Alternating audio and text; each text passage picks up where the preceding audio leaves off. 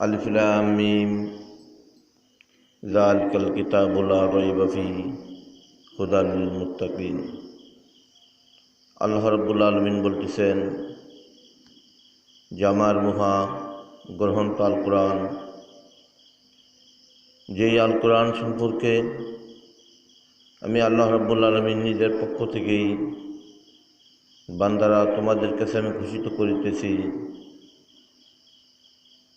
যে যালিকাল কিতাব,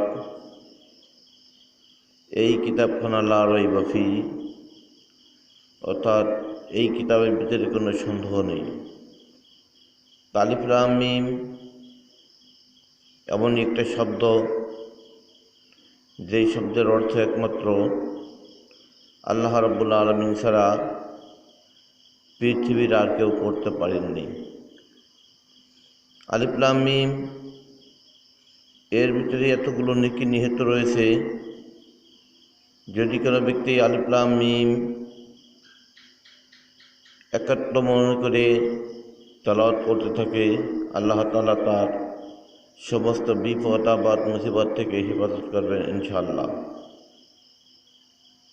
আলিফ লাম মিম যালিকাল কিতাব, এই আলিফ লাম মিমকে বলতেছে, ওই কিতাবকে বলা হয় যালিকাল কিতাব লা রাইবা ফীহি। যেমনই একটা কিতাব, যেই কিতাবের ভিতরে কোনো সন্দেহ নেই। এই কিতাবটা কি কিতাব? ইকরাউহু মুহাম্মদ সাল্লাল্লাহু আলাইহি ওয়াসাল্লাম, যেই কিতাবকে মুহাম্মদ সাল্লাল্লাহু আলাইহি সাল্লাম তেলাওয়াত করেছেন। আল্লাহ রাব্বুল আলামিন যেই কিতাবটা আমাদের নবী করিম সাল্লাল্লাহু আলাইহি ওয়াসাল্লামের পরে নাযিল করেছেন, তাহাকেই বলা হয় আলিফ লাম মিম যালিকাল কিতাব লা রাইবা ফীহি। অর্থাৎ এই আল্লাহর কোরআনের ভিতরে বিন্দু মাত্র কোথাও কোনো ভুল নেই।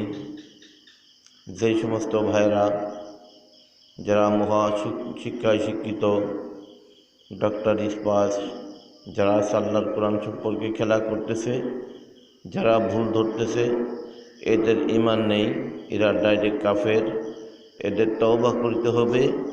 তওবা না করিয়া কোনো আমল যদি করে, তাদের আমল আল্লাহর দরবারে কখনো নেক হালাতে কবুল হবে না।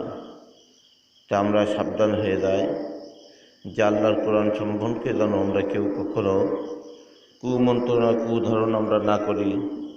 আল্লাহ আমাদেরকে ঈমানের হালাতে দুনিয়ার বুকে রেখে ঈমানি অবস্থার পরে আমাদেরকে ইবাদত করার তৌফিক দান করুক। আমিন।